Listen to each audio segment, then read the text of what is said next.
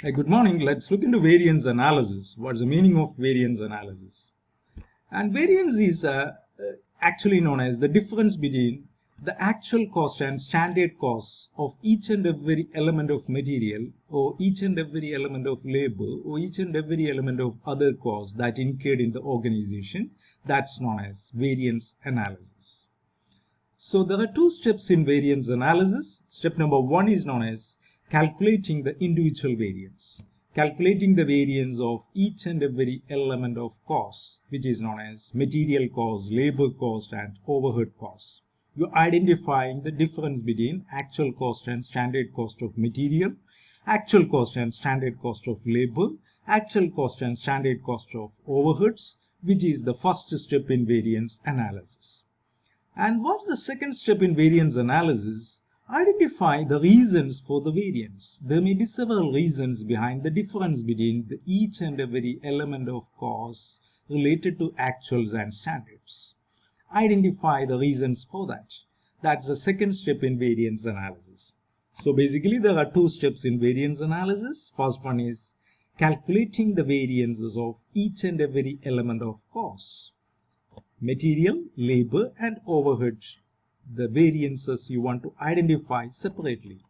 And second step is known as what are the reasons behind this variance. There may be several reasons behind the variance. You know, the difference between the actual cost of material and standard cost of material. There may be the reasons like price of the material may be different, and the quantity of the material that used for production process may differ. So many reasons behind it. Identifying all the reasons. That's now the second step in variance analysis. Let's look at a simple example for that. Actual budgeted cost for the production is $1 lakh for the wages amount, and the actual cost is $2 lakh. So there may be several reasons behind the actual cost is more than the standard or budgeted cost. So after the production, the actual cost which is more than the budgeted cost. Why it occurs? That's known as variance analysis. So let's look into the reasons one by one. The first reason could be like this. The wage rate might have been increased. That's the reason behind the actual cost is more than the standard. And second reason, the productivity of the workforce in the departments, the spinning department, weaving department of the textile unit has been declined. That could be the reason behind this variance. And the third reason, the workers are not producing the product very effectively, which means that there are some chances of idle time. There is a chance of idle time. The workers are not doing their things very effectively. Then idle time increases. That's the reason behind variance. And the fourth one, at the time of budgeting, that time you think that the wages would be such and such, but at the time of production the wage amount increase. That's the reason behind this variance. So all these reasons which may lead to variance in a organization. Wage rate might have been increased, and the productivity of the workers might have been fallen down, and the idle time of the workers has been increased, and more wages that incurred during the time of production could be the reason behind variance. So all these reasons lead to variance. Let's look into one by one the variances types. The first type of variance is known as material variance, and second one is known as labor variance, and third one is variable overhead variance, and fourth one is fixed overhead variance. These are the categories of variances. The first one is material variance. Material variance is known as the difference between actual cost of material consumed and the standard cost of material specified for making certain number of units of finished products. Example, if you want to make 1 lakh units of finished products, standard cost specified by the management is 1,50,000, but actual cost is 1,75,000. So there is a difference of actual cost and standard cost of 25,000, which is known as variance. So this variance occur due to several reasons. One is related to quantity and second one is related to price. You think that you need only 10,000 units of raw material to make such and such units of output. But actual input that incurred in that organization is not 10,000, it's 12,000 units of input that incurred to make the output. This could be the reason behind this variance. Second reason, you think that you can buy the material at 2.50 rupees, but at the time of production, at the time of buying the material, the price of that item leads to 3 rupees, increase to 3 rupees. So that could be the reason behind the variance. So there are two reasons: quantity of material consumed, that's one reason, and price of material, that's the second reason. All these reasons leads to variance. So let's look into the formula for that. Material cost variance equals standard quantity into standard price minus actual quantity into actual price. Actual quantity is more than standard quantity, variance occurs. Actual price of the material is more than standard price, the variance occurs. So these are the reasons behind variance, material variance. And let's look into the next one, labor variance. What's labor variance?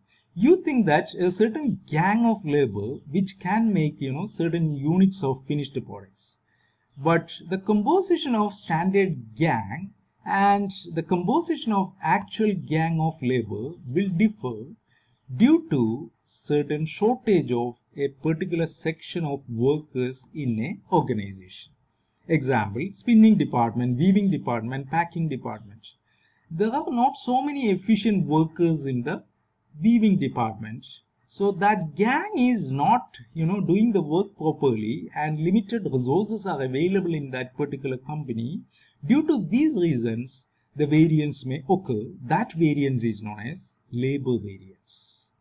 It can be due to two reasons. It can be due to the composition of labor mix, or it can be due to some other reasons. Okay, so the labor variance will occur in an organization. Let's look into the formula for that. Labor variance equals revised standard labor hours minus actual hours into standard wage rate revised. This is one of the formula to calculate labor variance. And next one is overhead variance. You know that there are different types of overhead: variable overhead and fixed overhead. Variable overhead means these are the overheads that always change according to the changes in the level of output. Fixed overhead means the overhead that incurred which never change according to the changes in output, that is known as fixed overhead. So the variable overhead variance is known as the difference between the standard variable overhead and the actual variable overhead incurred in an organization. So the variable overhead means like some expenditures like power, fuel, consumable stores, cotton waste, oil, grease, carriage inwards. All these are the types of variable overhead that incurred. If the actual variable overhead of all these elements of cost is more than the standard, then this variance will occur. That variance is known as variable overhead variance. So there is a formula for that. Standard variable overhead on actual production minus actual variable overhead. That's a formula for variable overhead variance. And basically the variances are classified into two categories. One is favorable variance. What's favorable variance? The standard amount and actual amount, we are comparing between these two. The actual cost is less than the standard cost of any element of item, then the variance is favorable in nature. Unfavorable variance means when the actual cost of each and every element is greater than the standard amount, it is known as unfavorable variance. So before the production, you think that this will be the cost, 1 lakh will be the cost, but the actual cost is 2 lakh rupees. That variance is known as unfavorable variance. You are beyond the control. So these variances will give a signal to the management that the company is facing some problem related to some sections or some areas or some departments. That's what actually variance indicates. So variance analysis, basically there are some functions. The first function is you can plan and you can put the standards and you can put the benchmark for each and every activity. That's the most important. use of variance analysis. What will be the price which you can buy the material? How many units of raw material you will use for the production process for producing certain number of units of product? That's also already planned well in advance. How many labor hours that needed to make the product? That's also planned well in advance. And what will be the composition of labor that needed in each and every department to make the products? That's already planned. So the planning, standards and benchmark can be done with the help of variance analysis. And second function of variance analysis, control mechanisms. Once you plan and you can check the actuals and you can compare the actuals with the planned, and if there is any difference or deviation, the management or ultimately the one representative of that particular department can take the necessary steps to control it. If the material cost is more than the actual material cost is more than the standard material cost, the material manager can take some steps to control it, either by way of purchasing the materials at the right time or by way of using the raw materials in the production process very effectively and efficiently. That could be the controlling mechanisms can be adopted related to material department. So likewise, each and every department can adopt the controlling mechanisms with the help of variance analysis. And third function of variance analysis is known as responsibility accounting. Each and every functional manager is responsible for some aspects. Like, the cost center aspects means they have a certain task for reducing the cost. And if it is revenue center, they have certain tasks for increasing the revenue. And if it is profit center, they have certain tasks for increasing the profit.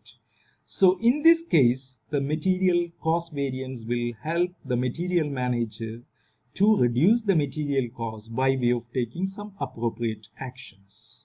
Like the production manager is also responsible for controlling the cost of production with the help of this variance analysis.